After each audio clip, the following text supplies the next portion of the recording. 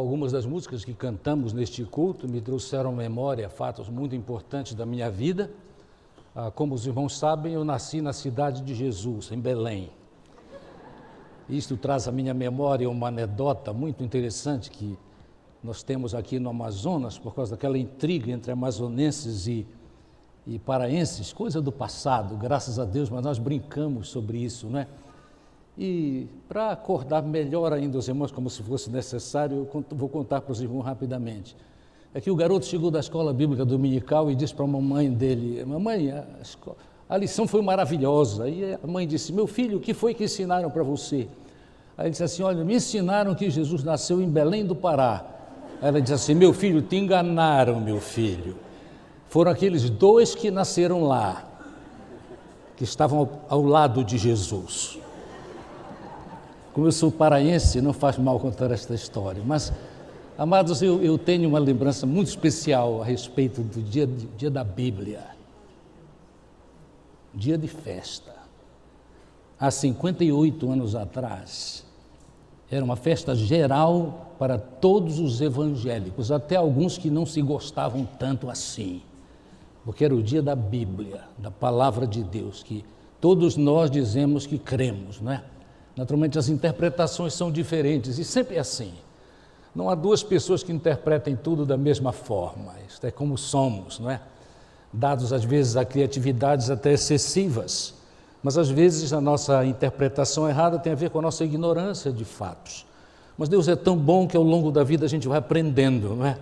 E algumas interpretações que, no passado, nós prezávamos, nós desprezamos, e Deus queira que o desprezo de algumas ideias e algumas doutrinas seja por causa do novo conhecimento da verdade, que na Bíblia sempre é a mesma. Mas, amados, 58 anos atrás, eu ainda adolescente, e eu lembro que nós nos reunimos numa praça belíssima lá de Belém do Pará. Belém é uma cidade com muitas praças, como alguns de vocês sabem, e por vezes, dependendo do prefeito, muito bem cuidadas. É um marco daquela cidade, a cidade chamada Cidade das Mangueiras. Pois bem, nós nos encontrávamos na Praça da República, todo mundo. E a festa era muito especial para nós batistas, porque era rara a igreja que tinha muitos instrumentistas, mas os pentecostais assembleanos sempre tiveram.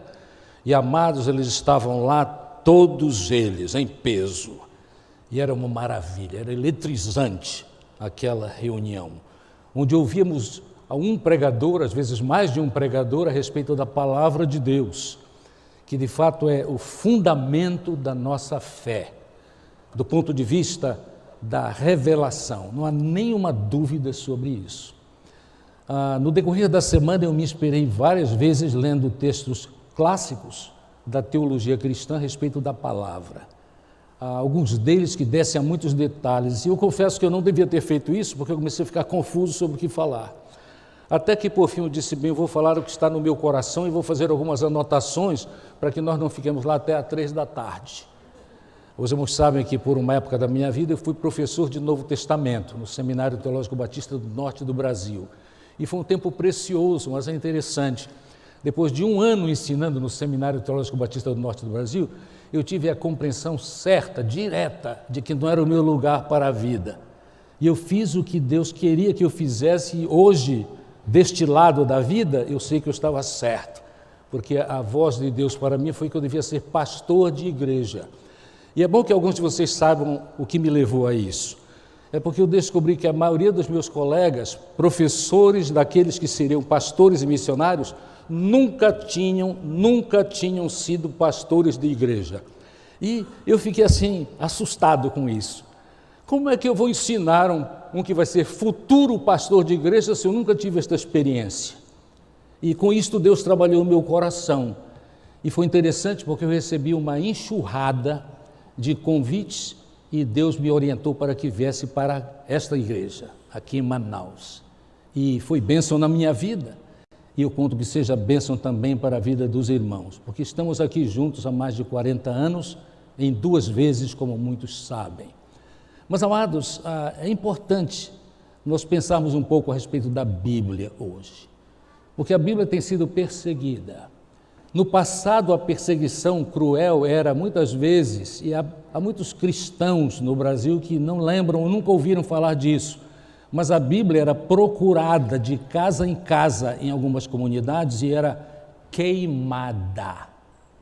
Queimada.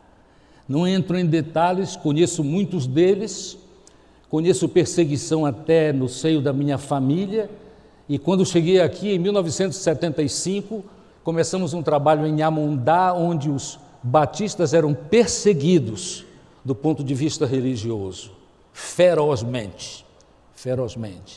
Mas eu quero dizer para os irmãos que esses tempos são passados. Desde então, a palavra de Deus começou a ser mais conhecida. E há grupos religiosos cristãos que de fato tinham um desejo de suprimir a palavra de Deus do coração do povo, mas não conseguiram. E há pessoas então que em diversos grupos, nomes os mais diversos, que de fato mesmo não tendo todas as nossas convicções, começaram e muitos deles prezam a palavra de Deus e vivem, muitos deles, grandes tensões íntimas. Porque uma coisa é o que às vezes, nem todos, mas alguns ouviram de seus sacerdotes, e até de seus pastores, e outra é a que está na palavra de Deus. E sabiamente eles nesta tensão começam a aceitar a Bíblia como regra da sua vida. Nem sempre a única, como deve ser, mas ainda como regra da sua vida. Vez por outra eu fico muito surpreso conhecendo mais uma pessoa nova que tem sim, participa de um grupo religioso cristão que não é tido como um grupo que conhece a Bíblia, mas aquela pessoa sabe, porque lê, se inspira na palavra de Deus, mas procura seguir, como todos nós, porque sempre é assim, porque somos ainda pecadores, vez por outra nós duvidamos e, lamentavelmente, às vezes não é porque duvidamos, é conhecendo a palavra de Deus, desobedecemos, e a perda é pessoal. Às vezes, se sou líder da família, é familiar, a perda é da igreja e da sociedade. Naturalmente que quando falamos sobre a Bíblia, num ambiente como este, e também para aqueles que estão participando do culto por meio da internet, há muitos níveis de conhecimento. Daí porque eu vou procurar dizer algumas coisas que de fato terão mais significado para aqueles que pouquíssimo conhecem da Bíblia, mas vamos pensar nestes assuntos assim mesmo. Por exemplo, a Bíblia é chamada Escritura ou Palavra de Deus, pelo menos aí estão 3 nomes. Tem, como é fácil observar, 2 partes principais, Velho e Novo Testamento. Testamento vem da palavra latina testamentum, que quer dizer aliança. E, de fato, a Bíblia, Velho e Novo Testamento, nos apresenta 2 alianças. E as 2 alianças são citadas, porque não há como separarmos a primeira aliança da segunda aliança. Então, Novo e Velho Testamento falam das alianças, as 2 alianças que Deus trouxe para nós, a humanidade. A primeira aliança foi estabelecida ali no Sinai com a nação judaica. Êxodo 19 a 31 trata disso. É uma aliança que já apontava para uma segunda versão, eu vou chamar assim, a segunda aliança, que Deus faria com o seu povo, não apenas com o povo judaico, com quem ele iniciou esta maravilhosa história da salvação, mas com todos os homens, não apenas os judeus, mas os gentios, que é um nome para todo o restante da humanidade. E é muito interessante nós confirmarmos esta questão da nova aliança, porque Deus sempre soube, Deus não foi acrescentando na medida que alguma coisa não deu certo, porque Ele é o Senhor. Mas, amados, é interessante nós notarmos que Ele sempre planejou o bem para nós, mas o bem que nós conheceríamos pouco a pouco, porque Deus tem muita didática, não é? Então Ele tinha que ensinar algumas coisas antes de ensinar as outras, e então a revelação de Deus, notoriamente, é uma revelação progressiva. E é progressiva por causa do amor de Deus por nós, porque nós precisávamos conhecer bem os fundamentos para estarmos seguros da verdade, a verdade de Deus, que é na Bíblia a verdade sobre a salvação. Mas em Jeremias, ainda é profecia, Velho Testamento, nós lemos o seguinte no capítulo 31, versos 31 a 34. É interessantíssima esta referência. Por meio do profeta Jeremias, Deus disse: estão chegando os dias, observe isso, declara o Senhor, quando farei uma nova aliança com a comunidade de Israel e com a comunidade de Judá. Não será como a aliança que fiz com seus antepassados, quando os tomei pela mão para tirá-los do Egito, porque quebraram a minha aliança, apesar de eu ser o Senhor deles, diz o Senhor. Esta é a aliança que farei com a comunidade de Israel depois daqueles dias, declara o Senhor. Porei a minha lei no íntimo deles e a escreverei nos seus corações. Serei o Deus deles e eles serão o meu povo. Esta é uma palavra preciosíssima que fala a respeito da progressividade da revelação de Deus, mas já nos aponta o projeto maravilhoso de Deus de salvar todo aquele que em Deus, por meio de Jesus Cristo, nós sabemos, por causa do Novo Testamento, crescem na palavra, crescem no plano de Deus. Sim, o plano que tem a ver com aquela promessa antiga feita ao pai da fé, a Abraão: e farei de ti uma bênção para todas as nações.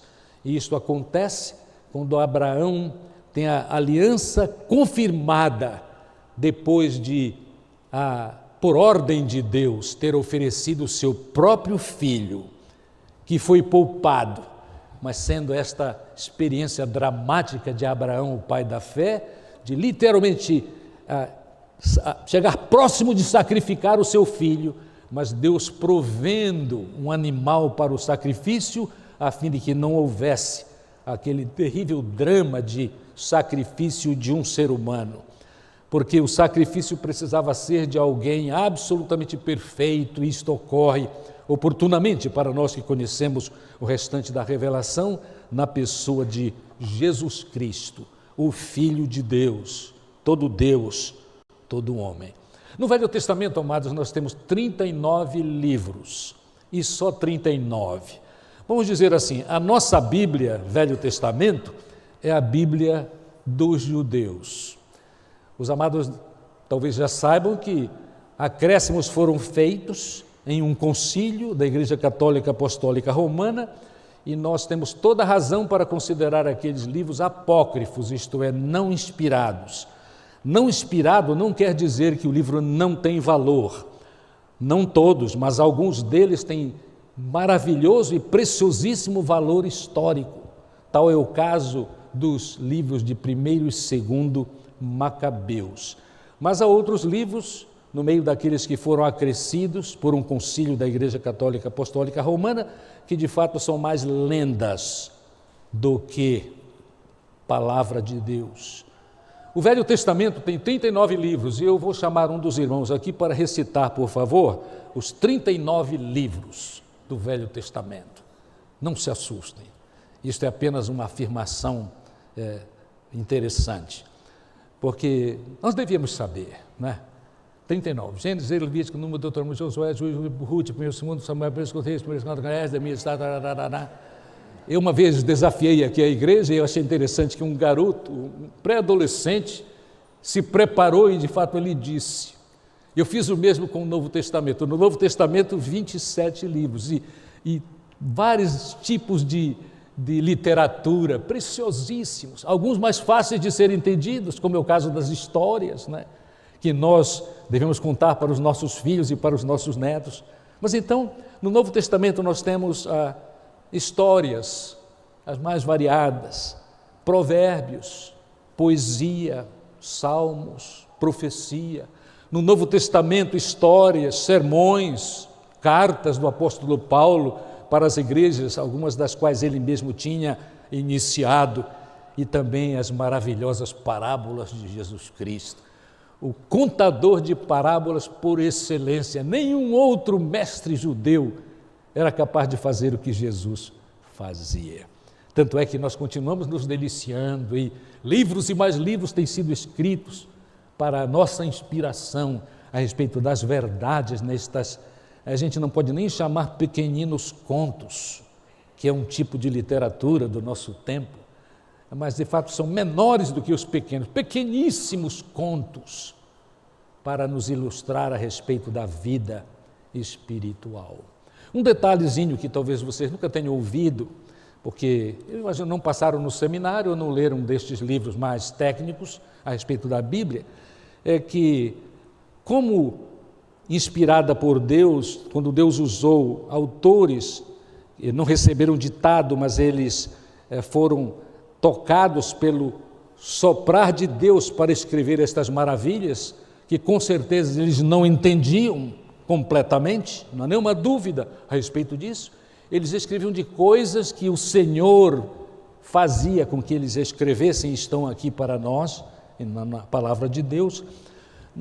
No original, os textos não tinham capítulos e versículos.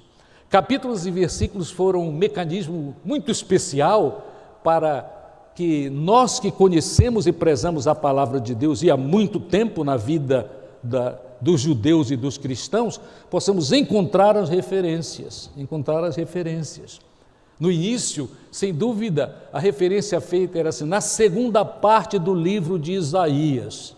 Vocês sabem o tamanho do livro de Isaías, não é? Vocês sabem também que o estilo de apresentação da mensagem da palavra de Deus não era codex. Codex quer dizer livro, 1000 páginas, 1500 páginas, né? Não, eram rolos. Então enrola um lado e desenrola o outro. Rolos grandes. Quem visita uma sinagoga lá em Jerusalém sabe bem do que estou falando, porque é fácil vermos estes rolos em muitos lugares. Na Bíblia há inclusive referências na segunda metade do livro. Muito difícil isso, mas por causa da necessidade de termos as referências que sustentam o nosso entendimento da vontade de Deus, então surgiu, e a data eu confirmei, irmãos, é muito interessante. O primeiro que dividiu em partes o Velho Testamento foi um chamado pai da igreja, chamado Eusébio. O ano, ele viveu entre 260 e 340. Foi o primeiro esforço no Velho Testamento. A atual divisão que nós temos no Velho Testamento, em capítulos, só capítulos, aconteceu como trabalho de um arcebispo de Cantuária, chamado Stephanus Langston, quando ele estava fazendo uma conferência na Universidade de Paris. Vocês podem achar estranho, né? Pastor, Universidade de Paris, ele fazendo ali uma conferência no 13º século, é verdade, amados. É uma das universidades mais antigas do mundo. Pensem em antiguidade. Pois é, Stephanus Langston estava lá e ele apresentou uma divisão em capítulos. Mostrou que era importante isso para aqueles que estudavam a Bíblia. Não apenas no século XIII, mas por muito tempo nas maiores universidades do mundo, da Europa e também dos Estados Unidos, estudar a Bíblia e incentivar o estudo, e tendo uma relação muito estreita com o ensino de teologia, era a prática comum. Mudou, não é, irmãos? Hoje em dia, na maioria das universidades, há um esforço violento para a negação da palavra de Deus, e tudo em vão, porque a palavra de Deus permanece. Então, capítulos. É interessante também e a divisão em versos, que nos ajuda tanto, não é? Quando eu digo João 3,16, o amado pode ir à sua Bíblia ou ao seu celular, é até mais ligeiro, né? Aliás, eu quero me reportar ao dia da Bíblia, quando eu era pré-adolescente. Pastores lá costumavam dizer na hora do culto o seguinte: irmãos, os irmãos, por obséquio, com grande satisfação e alegria, levantem suas Bíblias como testemunho de que a palavra de Deus está-se nas suas mãos e que esteja também no seu coração. Aí todo mundo levantava a Bíblia. Como mudaram os tempos, né? Hoje, para sermos sábios, devemos dizer assim: levantem os seus celulares. Não é? Mas graças a Deus pela tecnologia. um avanço. Ninguém pode se justificar por não ler, vez por outra, para o seu próprio benefício espiritual e de outras naturezas também, das decisões da sua vida. Mas vamos aqui aos versos. O Novo Testamento é dividido em versos, foi trabalho de um homem chamado Robert Estienne. Interessante, ele trabalhava com imprensa, sabe onde? Em Paris. De novo, a França tem nos abençoado, irmãos, né? Olha a divisão preciosa, né? Que nós usamos o tempo todo este artifício para encontrarmos textos que desejamos encontrar.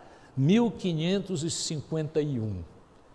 Isto para dizer que a divisão, amados, em capítulo e versículo, não é o que podemos chamar de inspirada, no sentido de que o texto é inspirado, é dado por Deus, é a sua palavra. É importante, mas não é inspirado.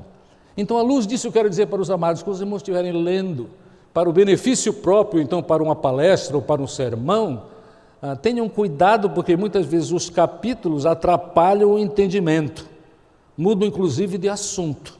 Então tenham toda a liberdade, não há problema nenhum, atravessem os capítulos, avancem nos versos, de um para o outro lado, para que tenham melhor entendimento.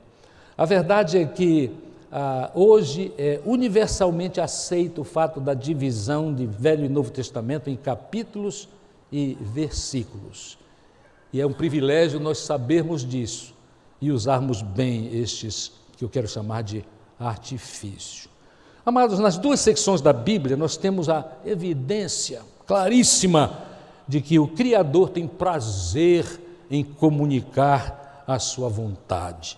E alguns versos do Novo Testamento que nos afirmam isto de maneira muito especial, não é? Por exemplo, Hebreus, carta aos Hebreus, capítulo 1, Deus tem prazer em se comunicar e é um grande comunicador. Há muito tempo Deus falou muitas vezes, há muito tempo, não é? Deus falou muitas vezes e de várias maneiras aos nossos antepassados, por meio de profetas, mas nestes últimos dias falou-nos por meio do Filho, a quem constituiu o herdeiro de todas as coisas e por meio de quem fez o universo. E mais sobre o Filho. O Filho é o resplendor da glória de Deus e a expressão exata do seu ser, sustentando todas as coisas por sua palavra poderosa. Como eu já disse, é uma progressão na revelação, mas a progressão culminou com a vinda do prometido, do Messias, o enviado de Deus. E o Messias já veio, é o Senhor Jesus Cristo, perfeitamente e singularmente identificado nas páginas da palavra de Deus, nas páginas da Bíblia Sagrada. E a Bíblia, amados, tem um propósito muito especial. Os alemães chamam de Heilsgeschichte, que é a história da salvação. Há tantas coisas que, porque nós gostamos de detalhes, alguns de nós mais do que outros, nós às vezes vamos lendo uma história do Velho Testamento ou do Novo Testamento e nós queremos mais detalhes. Pois bem, a Bíblia é extremamente seletiva, Deus quis assim, e Ele é o dono desta palavra. Então, nós podemos dizer que tudo vai se encaminhando para que venha a apresentação completa e bem estabelecida de Jesus Cristo. E depois dele, os meios, as condições de nós podermos, de fato, viver obedientemente, seguir a sua palavra. Amados, é muito interessante nós reconhecermos que o alvo, o fim da revelação divina é a salvação por meio do conhecimento de Deus, mas o conhecimento de nós mesmos, a nossa natureza decaída. Gênesis nos ensina claramente esta verdade. Mas a palavra de Deus, que é palavra para a nossa salvação, afirma que por causa de Cristo nós podemos sim reconhecer o nosso pecado e confessar o nosso pecado e experimentar a salvação desejável, abençoadora, a única que existe, a salvação em Jesus. Mas a verdade é que o fundamental, o propósito da palavra de Deus é a salvação, do homem pecador, portanto, de todos os homens. Mas além deste propósito principal, há muitos outros propósitos. Os amados, especialmente aqueles mais estudiosos da palavra de Deus e que a conhecem há mais tempo, poderiam anotar, eu creio que facilmente 10, 12, 15 propósitos, além do propósito da salvação. Eu quero citar alguns destes propósitos. Por exemplo, a palavra de Deus aplicada pelo Espírito Santo é utilizada por Deus para nos convencer do pecado. Porque o padrão de Deus para os discípulos de Jesus Cristo não é sempre seguido. E quando vem sendo seguido, às vezes há deslizes, lamentavelmente por causa da nossa natureza pecaminosa. Mas, amados, nós então somos tocados pela palavra, o Espírito de Deus nos toca pela palavra, e nós temos alguns textos que nos falam claramente a respeito deste assunto. Eu quero ler para os amados 2 textos. Primeiro, na carta de Paulo aos Gálatas, no capítulo 13, no verso 22, onde está escrito: mas a Escritura, o que eu estou dizendo é isso, é que a Escritura, usada pelo Espírito, nos toca, mas a Escritura encerrou tudo debaixo do pecado, a fim de que a promessa, que é pela fé em Jesus Cristo, fosse dada aos que creem. Então ela aponta o nosso pecado. Aliás, é a função específica da lei de Deus. A gente pensa em lei, Velho Testamento, na lei no Velho e no Novo Testamento. E a função da lei de Deus, às vezes, tão mal entendida, não é? Muito não.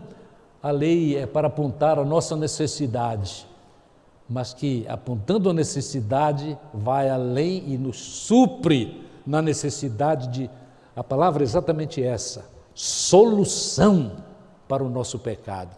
Porque se confessarmos o nosso pecado, Ele, o Messias, o Senhor Jesus, é fiel e justo para nos perdoar os pecados, mas tem um complemento, e nos livrar de toda a injustiça. Então o nosso pecado é perdoado, nós experimentamos vida, mas se levarmos a sério o que Deus tem à nossa disposição de orientação na sua palavra, que é um outro propósito da Escritura, nós vencemos cada vez mais as tentações que nos sobrevêm. Amados, há um outro texto que quero ler, Hebreus capítulo 4. Hebreus capítulo 4. Observem só este texto precioso, versos 12 e 13. Pois a palavra de Deus, a Bíblia, é viva e eficaz, é mais afiada que qualquer espada de 2 gumes, ela penetra até o ponto de dividir alma, espírito, juntas e medulas, e julga os pensamentos e as intenções do coração. Nada em toda a criação está oculto aos olhos de Deus. Tudo está descoberto e exposto diante dos olhos daquele a quem havemos de prestar contas. A palavra de Deus vem ao nosso socorro e nos convence. E com a sabedoria que Deus nos dá, nós vamos sendo transformados, porque nos entregamos à verdade da palavra de Deus. Uma segunda coisa que quero dizer é que a Bíblia tem a função de corrigir e de instruir. Isto tem a ver com repreensão e correção. A questão aqui de repreender, isto é, aponta o erro. Nós todos sabemos que aponta o erro, né?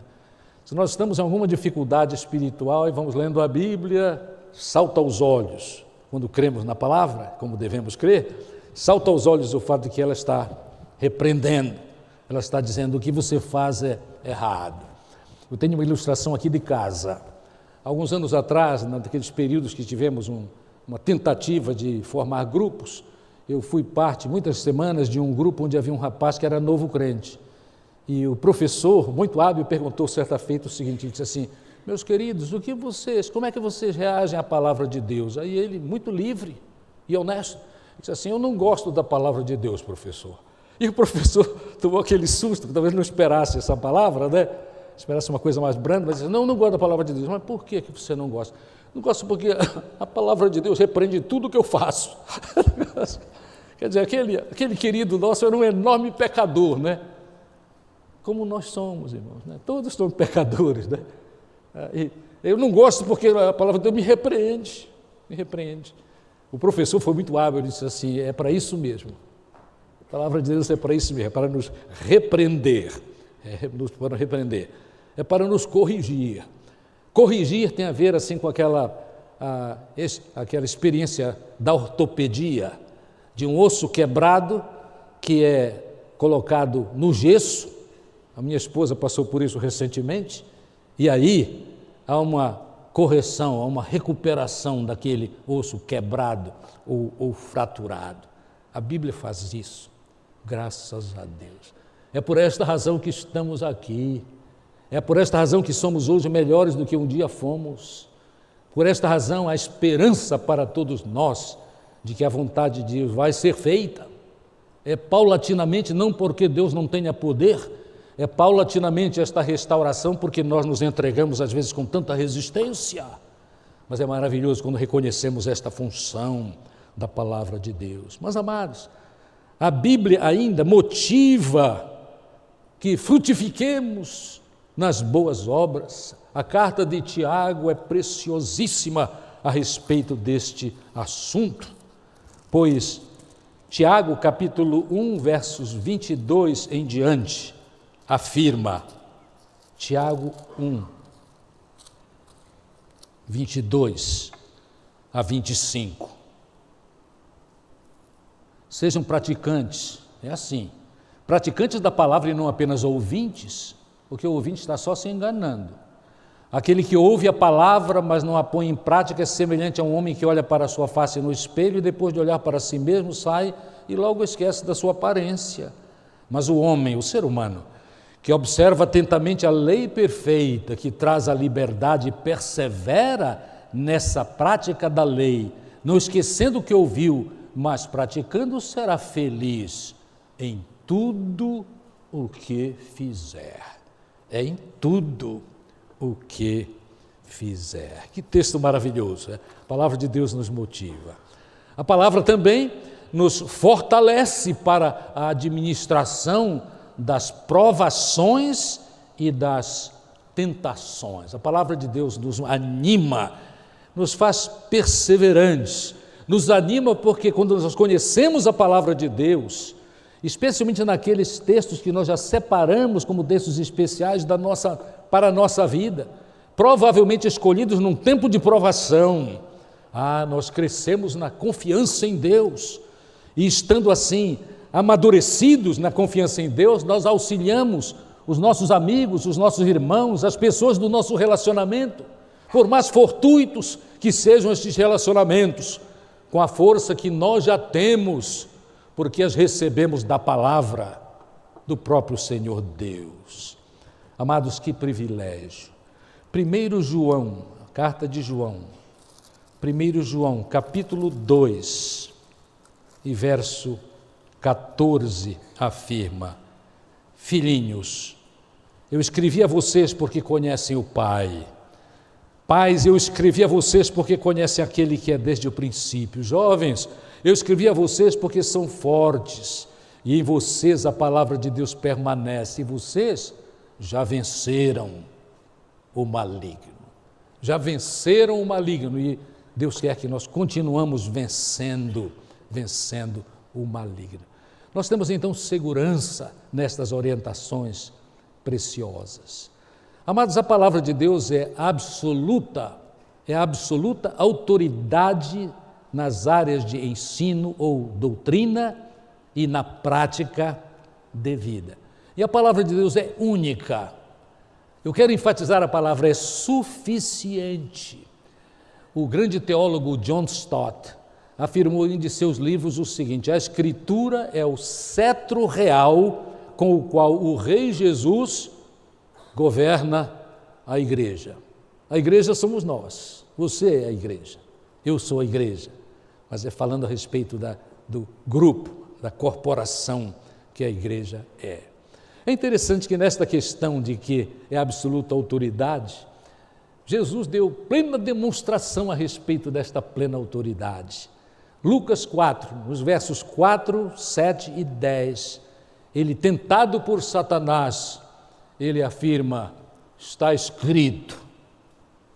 E Jesus cita o Velho Testamento, claro, a Bíblia judaica. Está escrito.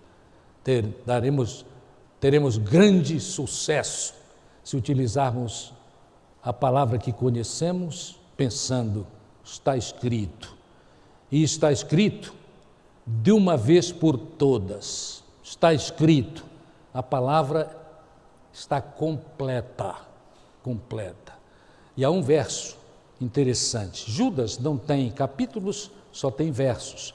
Mas na carta de Judas, pequenina, mas tão preciosa, há uma confirmação a respeito deste assunto, de que a revelação já está completa na palavra de Deus. O verso 3 diz assim, verso 3, amados, embora estivesse muito ansioso para escrever a vocês acerca da salvação que compartilhamos, senti que era necessário escrever insistindo que batalhassem pela fé, a doutrina, de uma vez por todas, confiada aos santos.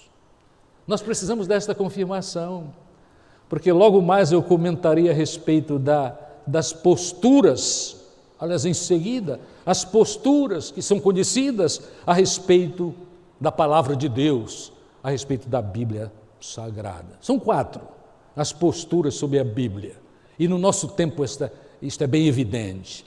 A primeira postura é a postura que crentes, discípulos de Jesus Cristo, precisam ter, e que com certeza nós temos, se conhecemos a verdade e a prezamos. A palavra de Deus é a verdade em tudo, e por esta razão nós devemos nos submeter a ela, precisamos dar atenção à palavra de Deus. Leia o texto da segunda carta de Pedro, no capítulo 1, versos 16 a 19. De fato, não seguimos fábulas engenhosamente inventadas. Já acontecia lá? Quando falamos a vocês a respeito do poder e da vinda de nosso Senhor Jesus Cristo. Ao contrário, nós fomos testemunhas oculares da sua majestade. Ele, sim, recebeu honra e glória da parte de Deus Pai, quando da suprema glória lhe foi dirigida a voz que disse: este é o meu Filho amado, de quem me agrado. Nós mesmos ouvimos essa voz vinda dos céus, quando estávamos com ele no Monte Santo. E assim, temos ainda mais firme a palavra dos profetas, e vocês farão bem se a ela prestarem atenção. Então esta é a postura, é a verdade, é a única verdade, singularmente a palavra que Deus tem para nós. Mas uma segunda postura, a maioria dos amados aqui tem exemplos disso, eu creio, na sua experiência pessoal, por aí falando com pessoas que dizem assim: não, a Bíblia é simplesmente um ajuntamento de lendas. Os descrentes negam a palavra de Deus e fazem grande esforço para promover isso, onde quer que andem. Mas, amados, é muito importante reconhecermos que nós sempre teremos essas pessoas próximas de nós e precisamos incentivá-los a pensar e a se expor à palavra de Deus, para que no tempo de sua necessidade possam ser transformados pelo poder de Deus por meio do Espírito. Mas há uma terceira postura que é igualmente danosa, muito parecida com esta de que a Bíblia são lendas. E nesses que dizem que há muitas lendas, há muitos exemplos, eu ouvi uma mensagem de um pregador norte-americano, onde ele de fato passou metade de uma mensagem de 30 minutos falando a respeito das lendas. Eu não creio que é importante isto. É suficiente dizer que há muitos que creem que são lendas, não tem valor nenhum. Para mim, eu creio que é suficiente. Seria perder tempo, mas A literatura a respeito deste assunto está aí à disposição de qualquer um hoje em dia por meio da internet, como bem sabemos. A terceira postura é a postura, vejam como é danosa. Eles dizem, na Bíblia há verdades e há lendas. E supostos especialistas em estudos bíblicos, mas sem convicção religiosa bem formada, eles se reuniram em grandes conferências para descobrir. Eu li um relatório onde eles diziam assim: apenas 18% dos evangelhos é verdade, o restante é criação humana. Aí eles dizem assim também no outro capítulo: na oração chamada o Pai Nosso, há apenas uma palavra que Jesus realmente disse: Pai. Não é nem nosso, né? Pai. Os irmãos sabem que hoje em dia a criatividade, loucura, em termos de interpretação é tão grande que alguns estão dizendo que ele teria dito mãe, sem nenhuma diminuição do caráter e do valor de mãe. Quem tem dificuldade com estas novidades, precisa, eu recomendo que ouçam a live do pastor Luiz Saião, a respeito desta matéria, que é relativamente nova nos nossos meios aqui no Brasil. É uma preciosidade. Irmãos, eu estou cada vez mais agradecido a Deus pela vida de um homem como Luiz Saião e a outros. Luiz Saião é batista, mas há outros presbiterianos, há outros pentecostais que têm se ocupado de belas interpretações da palavra de Deus, especialmente no tocante à necessidade, e trabalham para a valorização da palavra de Deus. Não é valorização não, porque ela já tem valor, é o reconhecimento da integridade da palavra do Senhor. Há uma quarta postura, e esta, cuidemos de estar atentos para isso. É aquela postura sobre a palavra de Deus, sobre as Escrituras, que diz o seguinte: não há nenhuma dúvida que a Bíblia, a palavra de Deus, as Escrituras são verdade, mas ainda as revelações de Deus estão abertas.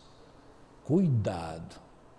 Aí são os falsos profetas que hoje estão dizendo: Deus, para as suas congregações já escravizadas, por causa do carisma deles. Carisma é um poder pessoal de impressionar, né? Eles dizem: Deus me disse. Um falso profeta norte-americano, eu cito o nome sem nenhum medo, ele está em muitos livros de estudos de doutrina, Kenneth Hagin. Ele disse assim: olha que pregação, vê só essa pregação. Você é tão Deus quanto Jesus Cristo.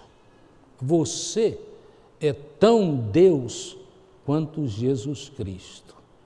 Por certo, uma total incoerência, uma estupidez teológica, porque não há fundamento para isso.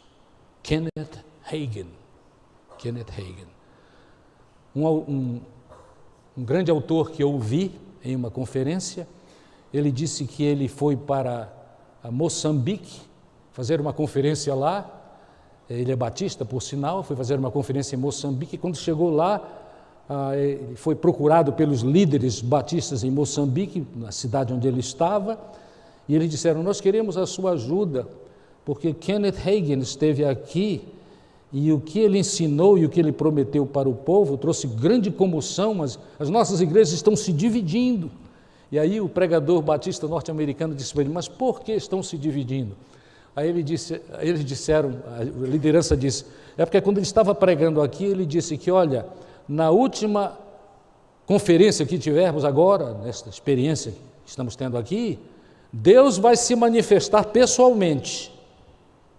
E passada a reunião, de fato, pessoas crédulas, alguns estavam dizendo que, de fato, Cristo apareceu fisicamente na conferência.